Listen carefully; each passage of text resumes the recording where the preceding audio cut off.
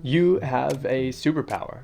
You have the ability to make the world bigger than it's ever looked before, to take the parameters, the limitations of your camera, your lens, the sensor within it, and to make it so much more powerful. And it's all through one simple tool.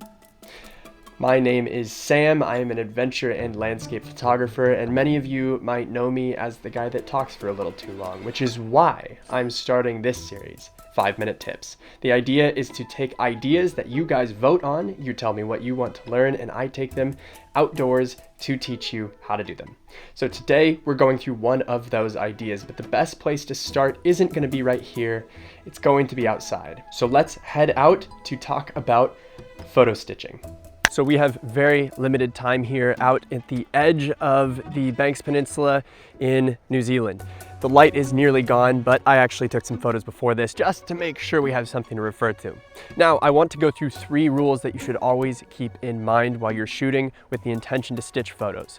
1, make sure as you're taking your photos, there is at least 30%, but ideally 50 or 60% overlap in between each photo. Makes it a lot easier for that software to actually stitch things together. And the truth is, there is no worse feeling than getting home and realizing there's a gap and your whole panorama is ruined. Rule number 2, make sure to shoot further than you think you need to shoot. So if you want the end of the frame to be there, make sure you shoot past that point. It's much better to have more photo than less. And if you've got less than what you need, then you don't actually have the photo. You can't really fake what you didn't take a photo of, right? At least not, in my opinion, very ethically. Now, rule number 3 is to make sure you maintain manual settings. There is absolutely nothing worse than realizing that a couple of the frames in the middle of your sequence are a different exposure than all the rest, and suddenly it doesn't stitch together with any kind of a pleasing look. It's unhappy to have things end that way, so avoid it. Now I'm going to take these photos for you, and let's get back to the computer.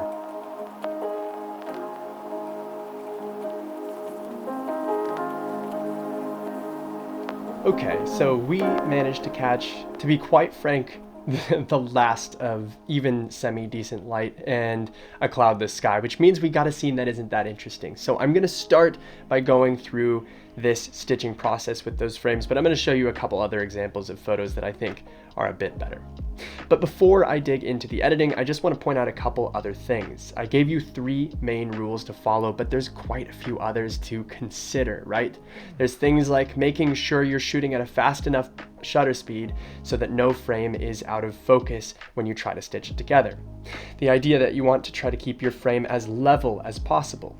The fact that if you're shooting with a wide angle lens, there's going to be innate distortion involved with the wider end of that lens, and you have to consider that. So there's all these different rules, and if I think of any more, I'll include them down below. But you guys, please, in the comments below, add the rules you like to follow for photo stitching. I think that would be great for everybody. The very first thing you will see is all the photos I took today, right? So you need to import these into the program. You'll notice I'm using Lightroom Classic. This process will apply to Lightroom Classic. This will not apply to things like Affinity Photo. So if you use other programs, I'm sorry, but this just isn't for you. So this process starts by clicking the first image in your sequence, click the last image in your sequence. That is how you select all these images. That's key, right? We want the whole sequence selected. Then we right click, and we have all these options here. Go to Photo Merge and Panorama, click that. Once we've clicked that, your computer, depending on how fast it is going to go through the process of merging the photos. It has 3 algorithms that it will use to complete that merge process: spherical, cylindrical, and perspective. The first thing you need to know is that spherical and cylindrical function for panoramas that go left to right like this. It's going to be a matter of personal preference which one you use. I personally am going to stick with spherical because I think it looks better in this case. Perspective is for panoramas that go top to bottom, so think of it as vertical rather than landscape. Now the next things you want to keep in mind are each of these settings, and we'll go through them one by one. First is boundary warp, and this is taking the data that you have in your file and stretching it to fill the space that image data did not fill. So all this polka dot space around the outside, this is parts of the image that you missed in the photographic process. This isn't so bad, but sometimes you'll have a whole chunk of an image missing, and that means you did not complete your rows. So in this case, I'm going to do a little bit of warp. Let's see how that looks. A little bit better. Now the next option is fill edges, and this I'm not going to click ever because this is Lightroom using AI to basically determine what should be in that missing space. I don't want that process. I want to ultimately either crop or get it right in the first place. I don't want my computer to guess for me. The next option is auto crop, and that is as simple as it sounds, completing the cropping process for you.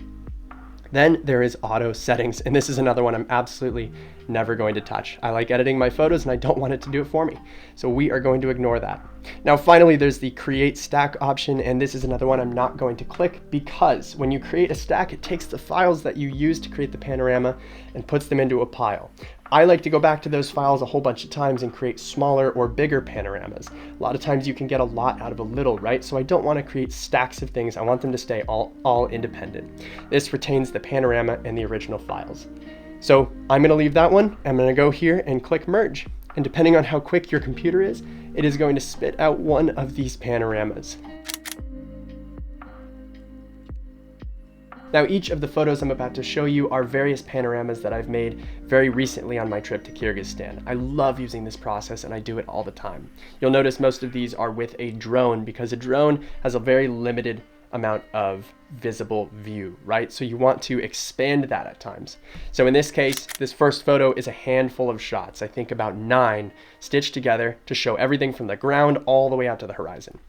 This next one is the exact same tactic. Both of these would have used that perspective algorithm. Now this photo is a very, very large landscape style panorama that covers almost 360 degrees view. This is a massive, massive panorama. I think I made this with about 15 or 16 images. Now this one is another drone image made with another 8 or 9 photos in 3 rows of 3.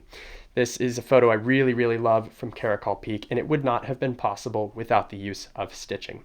So get creative, take it out there, and use it as best you can. I'm sure I'm over 5 minutes, but at least it's a little better than I normally do. Cheers, guys. I will talk to you again soon.